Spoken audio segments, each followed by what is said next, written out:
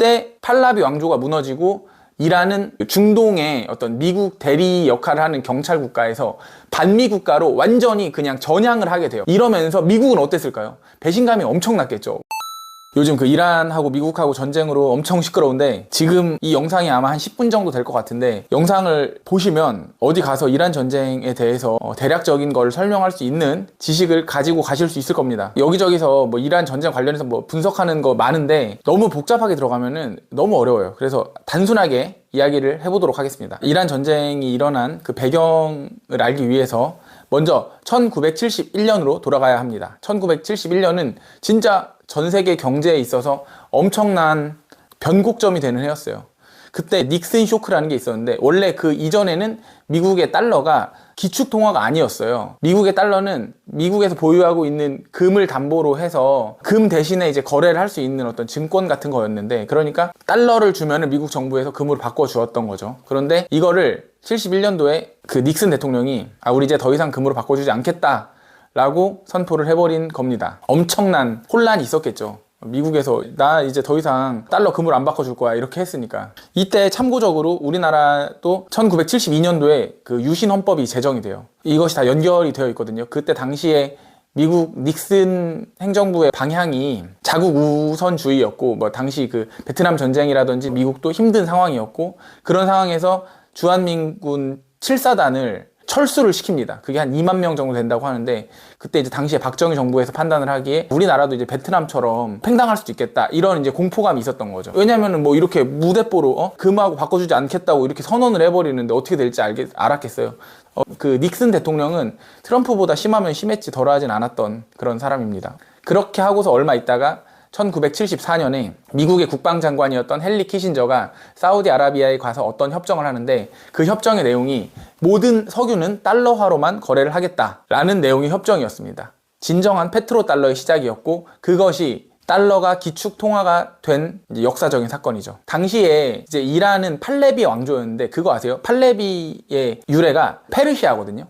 그러니까 이란은 페르시아 왕조였고 나머지 아랍 국가들은 그냥 아랍 왕조였던 거예요. 그래서 이란은 그 정체성이 있어서 언어도 좀 다르다고 하고, 팔레비 왕조는 미국한테 매우 협조적인 그런 정권이었던 거예요. 그래서 1974년에 페트로달러 체계 이후에 미국과 이란은 사이가 좋았습니다. 이란 팔레비 왕조는 친미 정권이었고, 그래서 미국의 지원을 받았고, 또 미국의 문화라든지 어떤 서구적인 사회 제도들, 이런 것들을 많이 들여오는 그런 시기였어요. 그러다가 1979년도가 됐는데, 이때 그 아랍의 봄이라고 해서 그 아랍의 민주화 바람이 불기 시작합니다. 그러면서 이제 리비아에서 내전이 일어나고, 이런 엄청나게 혼란스러운 시기가 와요.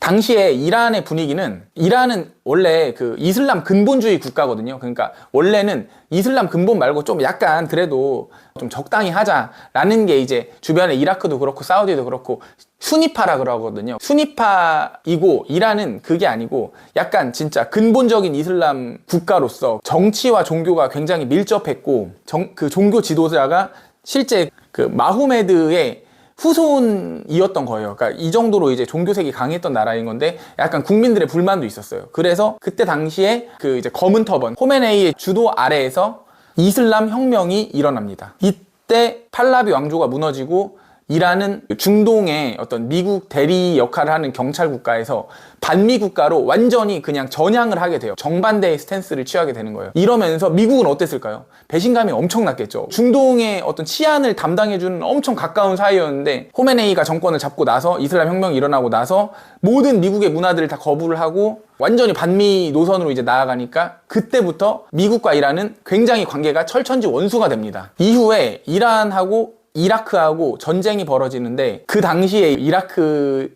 지도자가 그 사담 후세인이었죠. 근데 이 사담 후세인은 나름대로 포부가 있던 이제 사람이었던 거예요. 그래서 지금 이제 이렇게 혼란스럽고 하니까 내가 이제 한번 쳐들어가서 한번 해보겠다, 약간 이런 결심을 하고 갔는데, 결국에는 이게 8년 동안 질질 끌다가 아무것도 못하게 됐죠. 그리고 이제 이라크의 경제는 이제 엄청나게 악화가 됐고, 그 이후에 쿠웨이트 침공 이런 것들로 인해서 걸프 전쟁이 일어나고, 그 걸프 전쟁에서 그 유명한 뭐 사막의 폭풍 작전 뭐 이런 것들이 나타나고, 이런 이제 한 측면의 역사가 있는 거고, 이제 다시 이란으로 돌아와서, 이란은 이렇게 1979년도 이후에 미국과 철천지 원수로서 계속 지냈어요. 심지어 전쟁까지 하면서.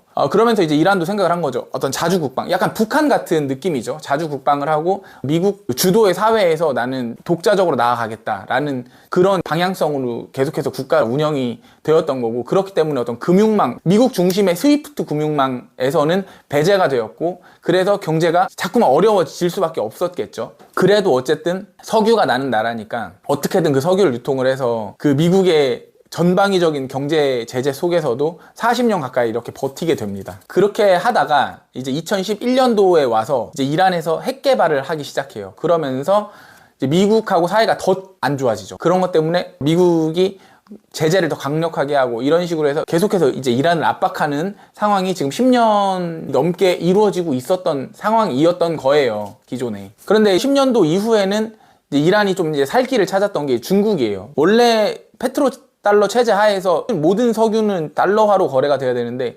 중국에서 아름아름 이제 위안화로 거래를 하자고 하고, 그래서 이제 위안화로 결제가 이루어지기 시작을 한 거죠. 그러면서 이제 이란은 중국과 굉장히 전략적으로 굉장히 친해지게 됩니다. 그리고 중국이 이렇게 커 나가면서 이제 미국과 중국이 점점 멀어지게 되잖아요. 알다시피. 이 시점에 또 어떤 일이 터지냐면 미국에서 셰일 가스라는 거를 개발을 하게 됩니다. 이 셰일 가스는 바위 틈새나 이런 데서 이제 석유를 뽑아 올리는 기술인데, 이거를 개발을 하게 되면서 미국이 갑자기 석유 공급을 엄청나게 하기 시작해요. 그러니까 미국하고 기존에 척져 있었던 이란 말고 미국하고 친했던 사우디아라비아에선 뒤통수를 심하게 맞은 거예요. 자기들이 제일 처음에 달러화로만 결제를 받아줬고, 그리고 미국하고 진짜 친하게 지내면서 막 경제에도 발전을 하고 또 상부상조하는 관계에 정말 친하게 지냈던 그런 나라인데, 갑자기 셰일 오일이라는 걸 발명을 하더니 자기들이 기름을 막 뽑아내서 쓰는 거예요. 그래서 사우디가 빡칩니다. 그래서 이제 치킨 게임을 하자, 미친 듯이 이제 증산을 하는 거예요. 사우디는 이제 오펙의 수장이니까 증산을 미친 듯이 해가지고, 그 당시에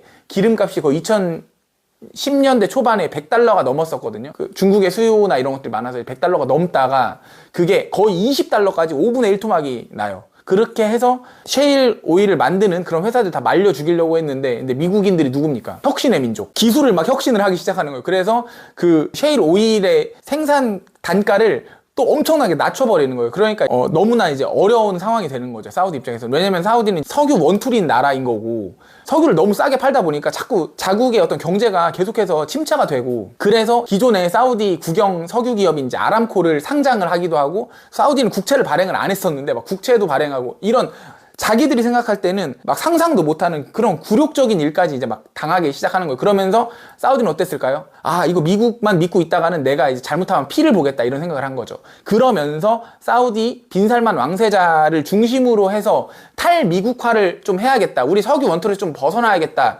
라고 하면서 시작이 된 게 이제 네옴시티 같은 겁니다. 네옴시티에서 우리가 정말 최첨단으로 도시를 만들어서 석유가 없이도 우리가 첨단 산업이라든지 엔터라든지 IT라든지 이런 산업들을 육성을 해가지고 우리가 한 2030년, 2040년 정도에는 정말 이 석유가 없어도 정말 탄탄한 경제를 유지하겠다라고 지금 추진을 했던 게 네옴시티를 비롯한 비전 2030이에요. 그것과 더불어서 또 오펙 플러스라고 들어보셨을 거예요. 그것도 마찬가지로 우리가 미국하고 이렇게 친하게 지내고 미국 해달라는 거 다 해주고 이렇게 했더니 미국에서 뒤통수를 맞았잖아요. 우리도 이제 너네만 믿을 수 없다 해서 이제 러시아나 이런 미국과 사이가 안 좋은 나라들까지 이제 끌어들여서 들어간 게 이제 오펙 플러스에 들어가고, 아, 이제 위안화 결제를 좀 해볼까? 이런 막 검토를 막 시작을 하기도 하고, 이렇게 지금 하고 있던 차였어요. 그때가 언제냐? 2020년대 초반. 바이든 정부 때 2021년, 2022년, 심지어 2023년 이 정도에는 어떤 일이 있었냐면, 기존에 사우디하고 이란하고 사이가 되게 안 좋았는데 그거를 중국에서 중재를 해줘가지고 베이징에서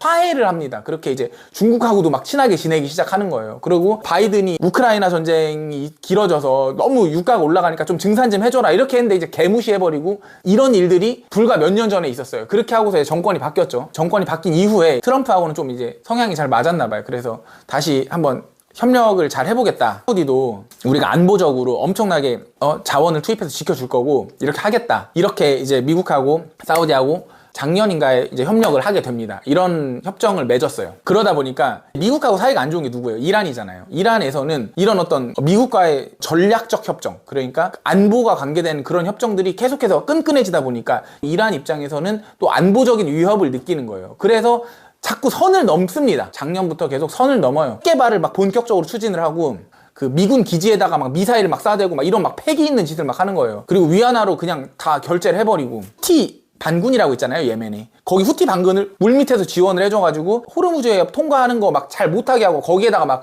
드론으로 미사일 날리고 막 이런 짓을 하는 거예요, 작년부터. 미국의 심기를 계속해서 막 건드리는 거죠. 그러다 보니까 트럼프 성격에, 그리고 미국에 대해서 이제 영린이 몇 개 있거든요. 일단은 먼저 항행의 자유. 이 항행의 자유가 일단 보장이 돼야지 석유라든지 모든 물건이라든지 이런 교역들이 이루어지고 그 안에서 이제 달러화가 도는 거잖아요. 그러니까 그 항행의 자유를 건드리면 안 되고, 두 번째로 이제 페트로 달러 시스템. 석유를 거래하는 데 있어서 달러가 아닌 다른 화폐를 이용하는 것이 이제 미국의 영린입니다. 이제 세 번째는 안보 체계, 뭐 핵무기, 미국을 직접 타격할 수 있는 ICBM 이런 것들을 개발하는 것도 미국이 정말 싫어하는 세계죠. 근데 이란은 이 세계를 다 하는 거예요. 이런 와중에 있었어요. 미국에서 이제 첩보를 해보니까 우라늄 얘네들 심상치가 않아. 이제 며칠만 있으면 이거 핵무기 개발하겠어. 이런 상황이에요. 그러면 사우디 입장에서도 이제 불안하겠죠. 중동이 전체적으로 다 불안해지는 거잖아요. 미국도 그렇지만. 근데 여기에서 그 미국의 첩보 기관에서 2월 28일 날 그 하메네이, 그 이란의 지도자하고 군부의 어떤 그 핵심 인물들이 한 자리에 모인다는 그런 그 정보를 얻게 됩니다. 그러면은 어떻게 해야 될까요? 이런 기회가 없어요. 그래서 그냥 때려버린 겁니다. 우리가 어떻게 해야 될까요? 지금 이렇게 선을 넘은 이란을 미국의 입장에서 가만히 놔두는 게 맞을까요? 그러니까 이거를 저는 이 친미라고 하실 수도 있는데, 친미고 반미고 이런 걸 떠나서 이란이 이렇게 해서 계속해서 그런 어떤 그 선 넘는 행동들을 계속해서 하는 거는 국제적인 시각에서 봤을 때 민폐 아니에요? 이 민폐를 계속 끼치고 있는 거라고 저는 생각이 들거든요. 그리고 거기에서 절호의 때릴 찬스를 우리가 찾았잖아요. 그러면은 미국에서는 이제 때리는 거예요. 그래서 트럼프 대통령이 이야기를 했죠. 너네 이제 민주화 시켜줄 거고 지도부만 축출을 하면은 이제 우리가 너네를 지원을 해서 너네를 민주국가로서 잘 되게 해주겠다, 막 이런 이야기들을 막 하잖아요. 그게 이제 그런 측면이라고 볼 수 있는 거예요. 근데 여기서 웃긴 게, 또 중국하고 이란은 거의 막 전략적 동맹 관계였단 말이에요. 막 거의 이란의 막 명줄이었고, 중국도 이제 이란이 아니면은 막 석유를 막 수입하고 이런 게 굉장히 어려운 어떤 그 아주 전략적 동반자 관계였는데,